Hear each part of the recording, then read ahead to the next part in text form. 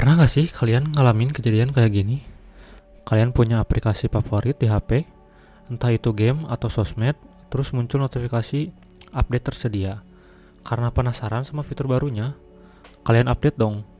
Tapi pas udah kelar update, aplikasinya malah ngebug, lemot, atau fitur yang tadinya lancar, jaya, malah jadi error. Ngeselin banget kan? Rasanya pengen banting HP atau minimal kasih bintang 1 di review. Nah, sadar nggak sadar, momen ngeselin itu sebenarnya adalah bukti nyata dari kegagalan sebuah proses yang namanya maintenance testing. Seringkali kita mikir kalau bikin software itu kayak bikin kue, adonan dicampur, dipanggang, jadi terus selesai. Padahal realitanya nggak gitu guys. Software itu hidup, dia harus terus menerus diurus, dikasih makan update, dan disembuhin kalau sakit. Jadi di video kali ini kita bakal bedah topik yang sebenarnya teknis banget, tapi bakal saya coba bawain sesantai mungkin biar nggak bikin ngantuk. Kita bakal ngobrolin soal maintenance testing. Kalau di bahasa Indonesia kan, ini tuh pengujian pemeliharaan. Simpelnya gini, bayangin kalian punya motor yang udah jalan bagus, terus kalian mau ganti knalpot biar lebih keren. Nah, maintenance testing itu adalah proses ngecek abis ganti knalpot, remnya masih pakem nggak, mesinnya jadi overheat gak. Jangan sampai cuma gara-gara ganti satu bagian lain yang gak ada hubungannya malah jadi rusak. Nah, di dunia IT ini krusial banget. Kita bakal bahas gimana caranya programmer nambahin fitur baru atau benerin bug lama tanpa bikin sistem yang udah ada jadi berantakan atau chaos. Oke, sebelum kita nyemplung lebih dalam ke teknisnya, karena nanti bakal ada istilah-istilah kayak regression testing dan impact analysis, maka dari itu kita kenalan dulu. Nama saya Ahmad Octavian, dan di video ini saya buat khusus buat nemenin kalian selama kurang lebih 15 menit ke depan untuk menuntaskan tugas presentasi interaktif ini. Tenang aja, saya nggak bakal ngasih kuliah ngebosenin yang isinya cuma baca teks doang. Tujuan saya hari ini adalah biar teman-teman paham konsepnya, bukan cuma hafal definisinya. Karena percuma kan jago ngoding, tapi pas aplikasinya di maintain malah bubar jalan. So, apa aja menu kita hari ini? Pertama, kita bakal cari tahu kapan sih sebenarnya kita butuh maintenance testing. Apakah tiap hari atau pas ada request doang? Kedua, kita bakal bahas impact analysis. Ini kayak detektif nyari tahu seberapa luas dampak kerusakan dari satu perubahan kecil. Dan terakhir, kita bakal lihat contoh kasus nyata biar makin nempel di otak. Udah siap? Siapin kopi atau cemilan kalian, posisikan duduk yang nyaman, dan yuk kita mulai bedah materinya. Sekarang kita bedah dulu. Apa sih bedanya testing pas kita bikin aplikasi baru sama maintenance testing? Biar gampang, bayangin gini guys. Kalau kalian bangun rumah dari tanah kosong, itu enak banget. Tukang mau ngebor tembok, mau ngecor lantai, bebas. Gak ada orang di situ, gak ada perabot yang takut kotor. Kalau salah bangun ya tinggal bongkar dikit, beres. Itu namanya development testing. Tapi maintenance testing itu ibarat kalian mau renovasi kamar mandi, tapi rumahnya lagi ditinggalin sama satu keluarga besar, plus ada hajatan, plus ada tamu yang lagi makan di ruang tamu. Kebayang gak ribetnya? Kalian harus ganti keramik kamar mandi, tapi gak boleh berisik biar tamu gak keganggu. Kalian harus matiin air biar buat benerin pipa, tapi orang di dapur butuh air buat masak. Salah dikit aja, pipa bocor, airnya banjir ke ruang tamu, bubar itu hajatan. Nah, itulah maintenance testing. Kita nguji perubahan pada sistem yang sedang berjalan dan dipakai user. Tantangannya bukan cuma fiturnya jalan nggak, tapi fitur lain keganggu nggak. Terus kapan sih kita harus melakukan renovasi ribet ini? Secara teori ada 3 pemicu utamanya. Kita bahas satu-satu ya. Nah, yang pertama dan yang paling sering terjadi adalah modification atau modifikasi. Ini makanan sehari-hari anak IT lah. Modifikasi ini bisa macam-macam bentuknya. Bisa jadi karena plan enhancement alias fitur baru. Misal bos kalian bilang, tambahin tombol share ke TikTok dong di aplikasi kita. Nah, nambahin tombol itu modifikasi, atau bisa juga karena emergency fix atau hotfix. Tiba-tiba user teriak, woi ini kok pas check out malah crash.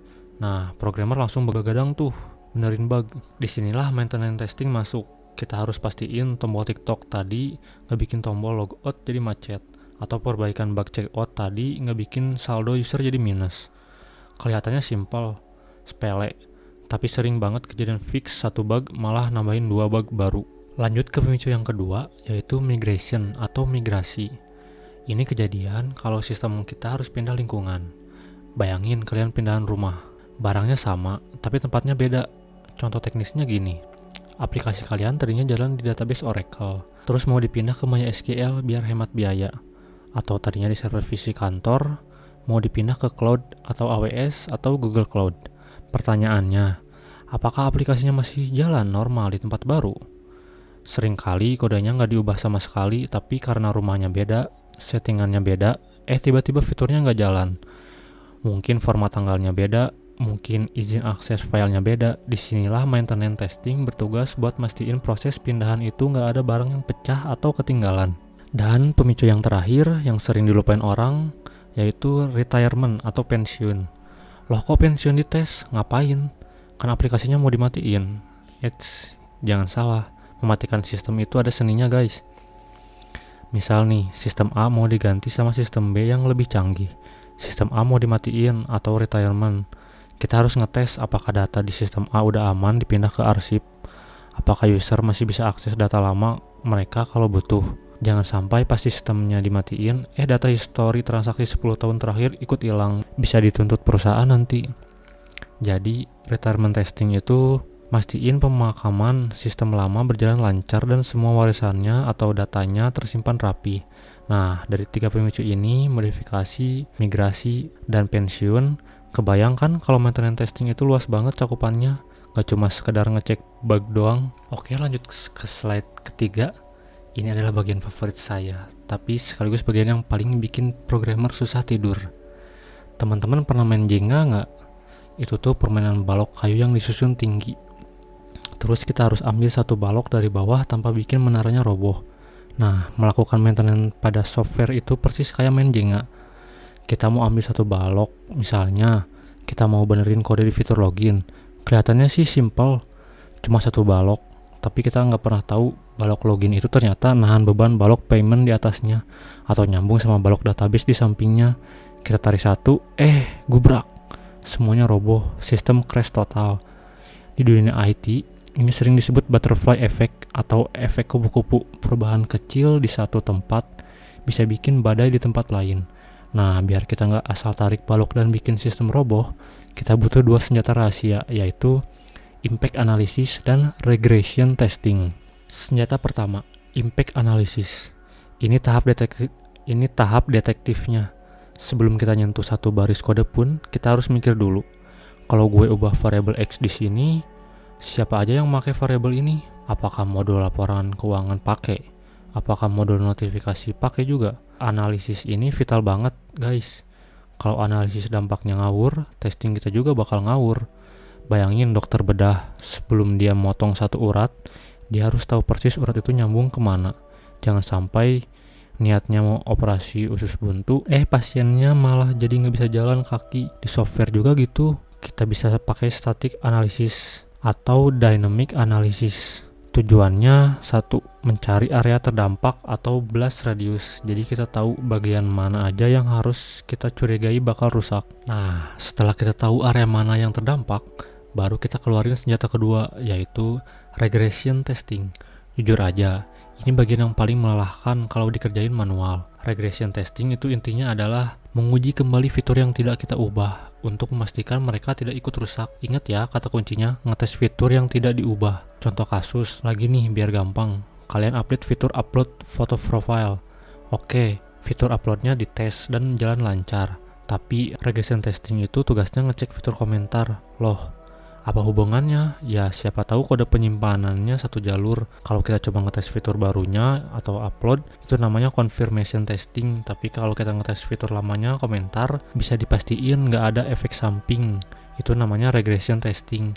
Disinilah biasanya automation tool kayak Selenium atau Catalon kepake banget, karena nggak mungkin kan manusia disuruh ngecek 1000 fitur tiap kali ada update kecil, bisa keriting jarinya. Masalahnya, dan ini realita pahitnya, kita sering kali nggak punya waktu buat ngetes semuanya. Regression testing yang lengkap itu butuh waktu lama. Sementara bos udah teriak, kapan rilis, kapan rilis. Jadi, seninya ada di sini. Kita harus pinter milih. Kita bisa lakuin full regression, tes semuanya, aman, tapi lama banget.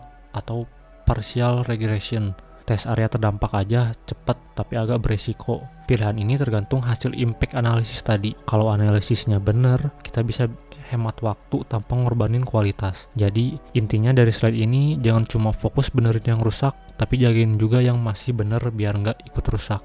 Teori udah, konsep udah. Sekarang mungkin kalian mikir, emang seberapa parah sih kalau kita lupa regression testing? Paling cuma tombol nggak bisa dipencet kan? Nah, hati-hati. Anggapan itu bisa berbahaya. Biar saya ceritain sebuah kisah horor, bukan soal hantu, tapi soal duit yang lenyap dalam sekejap mata. Kita mundur ke tahun 2012. Ada perusahaan trading raksasa namanya Knight Capital Group. Mereka ini sultannya Wall Street. Suatu hari, mereka melakukan maintenance rutin. Mereka mau update software trading mereka. Simple kan? Tapi ada satu kesalahan fatal. Teknisi mereka lupa menyalin kode baru ke satu dari 8 server mereka. Cuma satu server yang ketinggalan masih pakai kode lama. Paginya, saat pasar saham dibuka, bencana terjadi. Server tua itu mengira dia lagi dalam mode tes, padahal dia lagi live di pasar asli. Dia mulai membeli dan menjual saham secara gila-gilaan. Jutaan transaksi per detik datang tanpa kendali. Orang-orang di kantor panik. Mereka nggak bisa matiin sistemnya karena mereka nggak tahu apa yang salah. Kalian tahu berapa lama kejadiannya? Cuma 45 menit. Dalam 45 menit itu, Knight Capital rugi 440 juta dolar Amerika. Perusahaan yang dibangun belasan tahun bangkrut dalam waktu kurang lebih dari 1 jam cuma karena deployment error dan kurangnya testing saat maintenance. Bayangin, 45 menit rugi triliunan rupiah. Nah, kalau itu kerugian duit, mari kita bahas kerugian yang bikin dunia lumpuh. Masih ingat kejadian Juli 2024 kemarin, setahun yang lalu? Saat tiba-tiba jutaan komputer Windows di seluruh dunia kena blue screen of death. Gara-gara kejadian itu, bandara lumpuh, pesawat nggak bisa terbang, rumah sakit nggak bisa operasi, bank offline, stasiun TV nggak bisa siaran. Dunia kayak balik ke zaman batu sebentar. Penyebabnya apa? Serangan hacker canggih, perang cyber antar negara? Bukan. Penyebabnya itu adalah sebuah konten update kecil, semacam maintenance rutin dari software kenamaan bernama CrowdStrike. File update itu mengandung cacat logika, dan karena update itu didorong otomatis ke jutaan komputer tanpa testing yang memadai, efeknya langsung global. Satu file kecil menghancurkan produktivitas dunia. Ini adalah contoh brutal dari kegagalan impact analysis. Mereka meremehkan dampak dari sebuah update kecil. Mereka pikir, cuma update konfigurasi, nggak perlu tes mendalam lah. Dan hasilnya, bencana IT terbesar dalam sejarah. Dari dua cerita horor tadi, apa benang merahnya? Dua-duanya bukan disebabkan oleh programmer yang nggak jago ngoding. Nggak. Mereka hancur karena proses maintenance testingnya yang bolong. Di kasus Knight Capital, mereka gagal di configuration management dan deployment testing. Di kasus CrowdStrike, mereka gagal di regression testing dan staging. Mereka nggak ngetes update itu di lingkungan kecil dulu sebelum disebar ke seluruh dunia. Ini membuktikan poin saya di slide sebelumnya, maintenance itu jauh lebih beresiko daripada bikin software baru. Kalau software baru error, paling user kesel karena nggak bisa daftar. Tapi kalau software yang udah jalan error pas di maintenance, bisnis bisa berhenti total, reputasi hancur, dan kerugian yang nggak main-main. Sekarang setelah kita tahu ngerinya kalau gagal, pertanyaan terakhirnya adalah, gimana caranya kita biar nggak kayak mereka? Nah, slide terakhir nanti kita akan bahas konklusi dan strategi pamungkasnya. Baiklah teman-teman, kita sudah bicara soal definisi, kita sudah bedah tantangannya, dan kita juga sudah lihat betapa mengerikannya kalau kita gagal. Sekarang pertanyaannya, is there hope? Adakah cara kita bisa tidur nyenyak tanpa takut ditelepon bos tengah malam karena sistem down? Jawabannya ada, dan kuncinya cuma satu kata, yaitu otomasi. Di era sekarang, mengandalkan manual testing untuk maintenance itu sama aja kayak nguras laut pakai sendok. Mustahil. Sistem kita makin kompleks setiap harinya. Satu-satunya cara untuk melakukan regression testing yang efektif tanpa memakan waktu berbulan adalah dengan membuat automated test script. Kita suruh robot atau script yang ngecek fitur login, fitur pembayaran, fitur search. Setiap kali ada kode baru masuk, robot nggak pernah capek, robot nggak pernah bosen, dan robot itu lebih teliti dari mata manusia yang ngantuk. Jadi kalau kalian nanti kerja jadi QA atau developer, ingat ini. Otomasi itu investasi mahal di awal, tapi penyelamat nyawa di akhir. Sebagai penutup dari perjalanan panjang kita hari ini, saya ingin mengajak teman-teman merubah mindset. Selama ini mungkin kita diajarkan bahwa software engineering itu kayak membangun gedung. Ada desain, dibangun, jadi selesai. Padahal realitanya software itu lebih mirip kebun. Dia adalah organisme hidup. Kalau kebun tidak disiram, tidak dipangkas rumput liarnya, tidak dikasih pupuk, dia akan jadi hutan belantara yang tak terurus. Begitu juga aplikasi maintenance testing adalah proses kita merawat kebun itu, memangkas bug, memberi pupuk fitur baru, dan memastikan ekosistemnya tetap sehat. It's never ending journey. Dan justru itulah seninya. Saya, Ahmad Octavian, sangat berterima kasih karena kalian sudah bertahan menonton video ini sampai menit terakhir. Saya harap setelah video ini selesai, kalian tidak lagi melihat maintenance testing sebagai tugas membosankan, tapi sebagai garda terdepan yang menjaga dunia digital kita tetap berputar. Kalau ada pertanyaan, sanggahan, atau mau sharing pengalaman horor kalian sendiri soal bug, silahkan tulis di kolom komentar di bawah. Kita diskusi bareng. Terima kasih.